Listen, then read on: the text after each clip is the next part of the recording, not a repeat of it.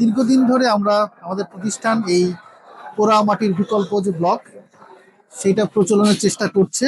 কারণ আমাদের কৃষি জমি সংকট রয়েছে।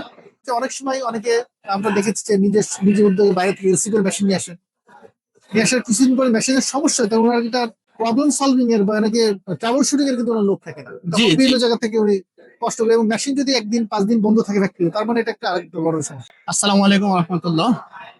নিউটেক ইঞ্জিনিয়ারিং লিমিটেড কোম্পানির পক্ষ থেকে আপনাদেরকে শুভেচ্ছা এবং অভিনন্দন। তো আজকে আমরা এমন একজন ব্যক্তিকে পেয়েছি আমাদের স্টলে, এটা আমাদের গর্ব।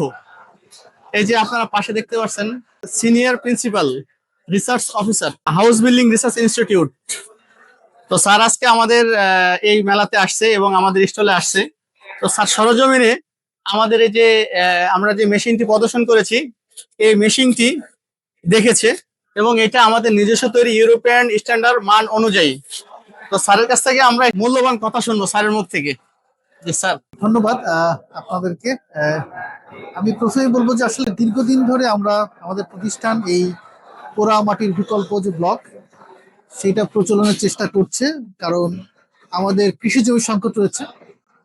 আমাদের আসলে যদি খাদ্য নিরাপত্তা নিশ্চিত করতে হয়, আমাদের পোড়া ইটের বিকল্প হতে আমাদের যেতে হয়। তো আমরা আসলে চেষ্টা করছি দীর্ঘদিন ধরে গবেষণার মাধ্যমে পোড়া ইটের বিকল্প এবং প্রযুক্তি কিভাবে দেশে সম্প্রসার করা যায়। এবং আমরা ইতিমধ্যে বিভিন্ন কোম্পানি যারা বাইরে থেকে মেশিন আমদানি করেন, বড় মেশিন আমদানি করেন, তারা কিন্তু বিভিন্ন জায়গায় বিভিন্ন ফ্যাক্টরি সেট করেছে এবং সেখানে কিন্তু একটা ভালো ফলাফল তারা পেয়েছে।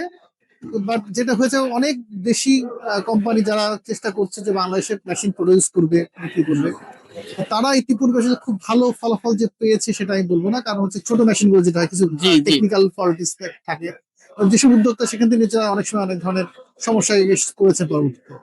তবে যেটা হচ্ছে, আপনাদের যে ধরনের বড় ধরনের মেশিন করার যে প্রবণতা যেটা দেখলাম এখানে এসে, এবং আধুনিক প্রযুক্তি হাইড্রোলিক সিস্টেম যোগ করে এটা যদি সফলভাবে করতে পারে, এটা খুবই ভালো একটা কাজ হবে। কারণ আমাদের যে ইম্পোর্ট ডিউটির যে বিষয়গুলো আছে, যদি মেশিন ক্যাপিটাল মেশিন খুব বেশি না, কিন্তু দেশীয় সক্ষমতা বৃদ্ধি সেটা একটা বড় জি বিষয়। কারণ আমাদের লোহা বা এগুলো তো বাংলাদেশে যেগুলো ইম্পোর্ট হয়, মেশিন ইম্পোর্ট করলে সেটা একটা আলাদা ডলার বিদেশে চলে যায়। জি জি। সেইগুলো যদি আমরা কমাতে পারি, আমাদের কিন্তু মেশিনের দামটাও যেমন আমাদের রিজনেবল হবে, জি আমাদের ফ্যাক্টরি স্থাপন করতে গেলেও তাদের একটা ভালো একটা সাশ্রয়ী হবে বলে। সাশ্রয়ী হবে। এবং সেই সাথে কোয়ালিটিটা ইনশিওর, মানে বিষয়টা হচ্ছে দুটো জিনিস এখানে। এক হচ্ছে যে এন্ড প্রোডাক্টের কোয়ালিটি, যেটার কারণে যে ব্লকটা উৎপাদন হচ্ছে সেটা, আমাদের যে গাইডলাইন আছে, আপনি জানেন আমাদের একটা গাইডলাইন তৈরি করেছি। সেই গাইডলাইনে কিন্তু আমাদের ক্যাটাগরি করা আছে। জি যেমন আমাদের গণপূর্ত অধিদপ্তরের যে শিডিউল আছে, সেখানে 15 MP এর নিচে কিন্তু ব্লক ব্যবহার হয় না। তো 15 MP একটা ক্যাটাগরি, আবার একটা ক্যাটাগরি, তার থেকে নিচে এরকম ক্যাটাগরি করা আছে। জি তো আমরা বড় মেশিন হলে যে সুবিধা হয় যে সব ধরনের কিন্তু কমপ্লাই করতে পারে, হ্যাঁ। জি।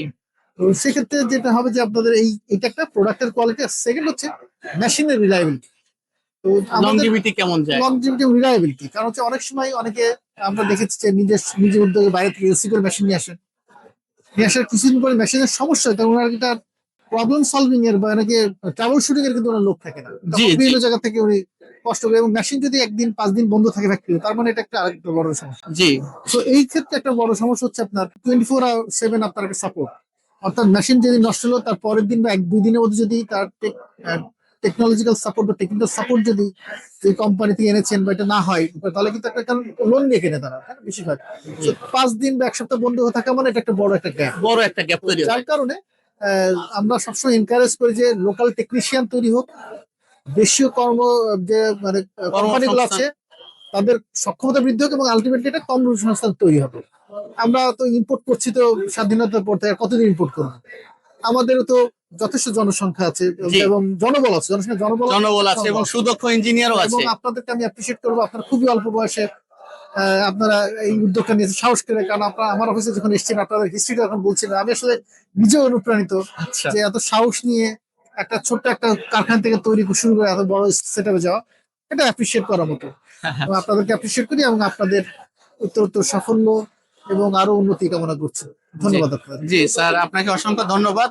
তো স্যার কয়েকটা পয়েন্ট বলছে, এর মধ্যে একটা 15 MPa মিনিমাম দরকার। তো আমরা এখানে যে মেশিনটি আমরা বর্তমানে তৈরি করতেছি, এটা ইউরোপিয়ান স্ট্যান্ডার্ড মানের মেশিন তৈরি করতেছি। তো এই মেশিনে সর্বোচ্চ 50 MPa পর্যন্ত প্রোডাক্ট বের করা সম্ভব। যে প্রোডাক্টটা বের হবে 50 MPa, প্রায় 7,000-এর কাছাকাছি পিএসআই চলে আসবে। তো আমরা এই মান ঠিক রেখেই মূলত আমরা বাংলাদেশে ম্যানুফ্যাকচারিং করতেছি। আর আরেকটা সাজেশন আমি আপনাদেরকে দিব, যেটা আমরা সবসময় চেষ্টা করছি, যে আমাদের কিন্তু র ম্যাটেরিয়ালস দুষ্প্রাপ্যতা রয়েছে। মোটা বালি বলেন, নুড়ি পাথর বলেন, এগুলো কিন্তু আমাদের অ্যাভেলেবেল না। জি, So, আমরা এসবিআই তে গবেষণা করে আমরা কিন্তু যেটা করেছি, যে আমরা ভিটি বালু বা ড্রেজিং স্যান্ড, যেটা Dredging sand। ড্রেজিং স্যান্ড দিয়ে কিন্তু আমরা ব্লক তৈরি করি। কারণ এটা দিয়ে যদি আমি 15 এমপি এর মতো যদি আমি ব্লক তৈরি করতে পারি, মিনিমাম কমপ্লায়েন্স এনশিওর করতে পারি, তাহলে কিন্তু প্রোডাকশন কস্ট কম হবে। অবশ্যই কমে অর্থাৎ এই ব্লকের দাম কিন্তু ইটের দাম থেকে কমে আনা সম্ভব। কমানো সম্ভব। আপনারা ওই জায়গাটাও যদি কাজ করেন, তাহলে আমাদের যে র মেটেরিয়ালস যে অভাবটা, সেটাও আমাদের আহ, ক্ষেত্রে কিছুটা আমাদের সমস্যার সমাধান হবে। এবং সেই সাথে আপনার যে প্রোডাকশন কস্ট কমাতে পারলে যেটা হবে, যে আপনার যারা উদ্যোক্তা তারা কিন্তু লাভবান হবে। জি জি, কারণ একটা ব্লক তৈরি করতে যদি 8 টাকা খরচ হয় বা 9 টাকা খরচ হয়, সেখানে যদি 10 টাকা 12 টাকা বিক্রি করে, এটা তো ডিপেন্ড করে হিসেবে, সে যদি 6-7 টাকার মধ্যে শেষ করে যায়, তাহলে কিন্তু একটা বড় সুবিধা তারা পাবে। জি জি, হ্যাঁ। আর আপনারা জানেন যে আমাদের এখান থেকে এসবিআই থেকে কিন্তু আমাদের বাংলাদেশ ব্যাংকের সাথে আমাদের একটা আছে, যে আমাদের একটা সমঝোতা আছে, যে আমাদের থেকে কিন্তু এই ফ্যাক্টরি যারা করবেন, তা উদ্যোক্তা, তারা যদি আমাদের সার্টিফিকেশন নেন আমাদের কাছে এসবিআই, তারা কিন্তু বাংলাদেশ ব্যাংকের 5% ইন্টারেস্টে কিন্তু একটা লোন রিফাইন্যান্স স্কিম পাবে। যদিও তাকে কোনো না কোনো ব্যাংকের মাধ্যমে যেতে হবে, তার ব্যাংক যে শিডিউল ব্যাংক, সেই ব্যাংক যদি তাকে সাপোর্ট দেয়, তাহলে আমাদের কাছ থেকে উনি এই সুবিধাটা নিতে পারেন।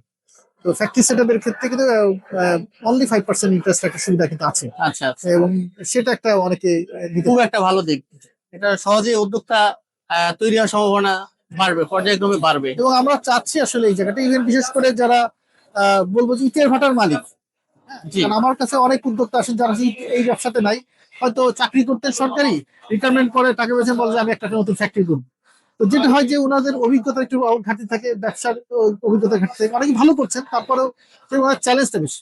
চ্যালেঞ্জ। কিন্তু যার ধর নিজের একটা ইটের ভাটা আছে, ইটের ভাটা এখন সরকার আস্তে আস্তে বলছেন যে এখান থেকে সরে আসতে, ওনারা যে ইটের ভাটার পাশেই যদি এখন একটা ফ্যাক্টরি এখানে তৈরি করেন, বসান, তাহলে ওনাদের সুবিধা হচ্ছে ওনারা আস্তে আস্তে এই ব্যবসা শিফট করতে পারবে।